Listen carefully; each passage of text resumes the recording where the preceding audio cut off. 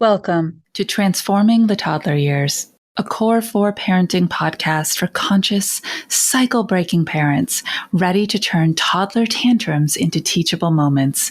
Hi, I'm Cara Tyrrell, a lifetime lover of littles, mom to 2 grown and flown girls, and an early childhood educator.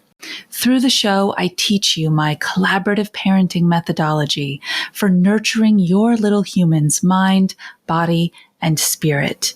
Because how you connect and collaborate in the first 5 years is how you raise happy, healthy kids who grow into the best version of themselves and find true success in school and life. Hey, Mama. You know that parenting is a job, a J-O-B job, and it's okay to ask for help. It's okay to know what you don't know. And that's what I'm here for.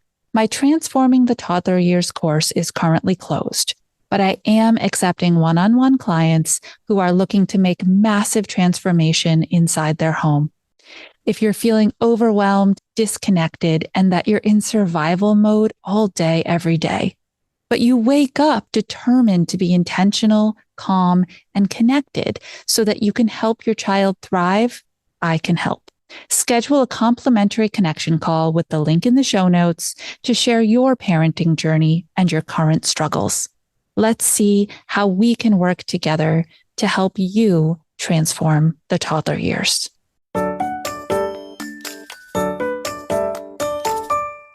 Welcome back, Toddler Tribe. I hope you really enjoyed the summer guest series that we featured last month with some re-releases of heavy-hitting episodes that really are needed during this time period in our world. I got such great feedback that I decided to do some solo re-releases of my own. As we move through the end of July and through the month of August, the idea of back to school starts to hit us in every way, whether that means you have a toddler that is trying preschool for the first time, you're moving your toddler from preschool to kindergarten, or you are schooling in other ways. It really mattered to me to bring this back to you. So whether you've heard these before, please just listen with fresh ears because your children are now a different age. They're in different developmental stages. And so what you hear might land differently. Today, we're talking about kids who are showing or saying, I don't want to go to daycare. I don't want to go to preschool. Many of you have just made these transitions and you are just a few weeks or maybe a little over a month in to that big, massive life change. And there's a honeymoon period that can happen. There is. When we make life changes, whether or not they were our choice, right? Because you are the one saying to your child, this is the right answer for you. It's time to go to preschool. I know why it's important. I'm going to just make this choice for you. But when these happen, whether they're our choice or not, there is a little bit of a honeymoon period. It can be a week or 2 or even 3 to make that transition. And sometimes it can feel kind of all right at the beginning. And we're like, look at us. We did it. We forecasted for our kids and we set them up for success. And we took pictures we did all the things. And then all of a sudden, one day, they start saying, I don't want to go. Recently, I heard from a family and their child was even more explicit, very clear about how she felt. I want to stay home with you and mom. I mean, how much clearer can she be about the fact that she knows what feels good? For the majority of her life, this pandemic baby, who is now 2.5, right? Home is where everything was. Mom was there. Dad was there. Those were her walls, her safe space. That's where her social environment was. And now the transition to a twos program is happening. And wow. In the beginning, it was like, cool, this is a fun new experience. Let's do this. And now it is, I don't want to go. So let's unpack this a little bit. I'll also share with you personally when I was a full-time nanny in a family when it was time for this little girl to go to preschool. It can get kind of personal. She was personally attacking me every morning when I would wake her up and say, let's get ready for school. And her first words to me every morning were, I don't like Nanny Cara. I don't like you anymore. Ooh, that's the way to start a day, isn't it?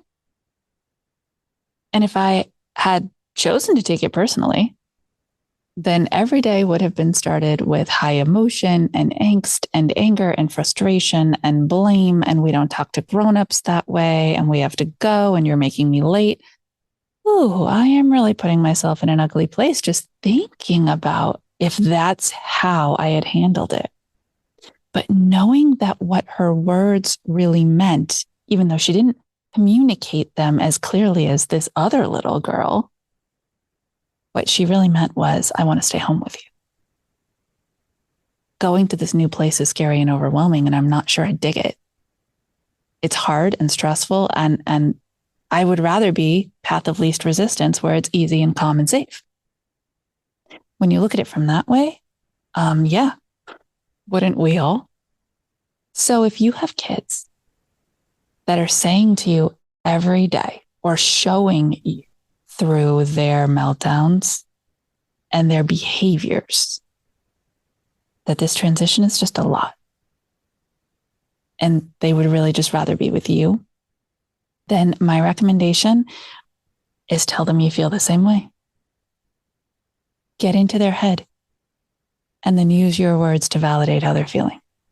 Yeah, I would rather you could stay home with me too. I really, really love it when we're here together. I really do. But you know what? That's just not the way it works anymore. On these days, I have a job to do, and so do you. My job is to tell them what your job is. Your job is to go to preschool and learn how. This is where I differ from a lot of people. That sentence for a lot of people either just stops at and learn or ends with and be a good kid. For me, there's just so much more at stake, and I want them to know that. Your job is to go to school and learn how to be a good friend and learn how to listen to your teacher so you can be a good student who loves learning. I'm just so explicit with them. This is your job, and this is my job. Sometimes I don't like doing mine either, but I get it done. And when the day is done and I pick you up, I will be so excited to see you and bring you back home here where we can share our special time together. Well, that's the key. I feel like sometimes we're just not honest enough with our kids.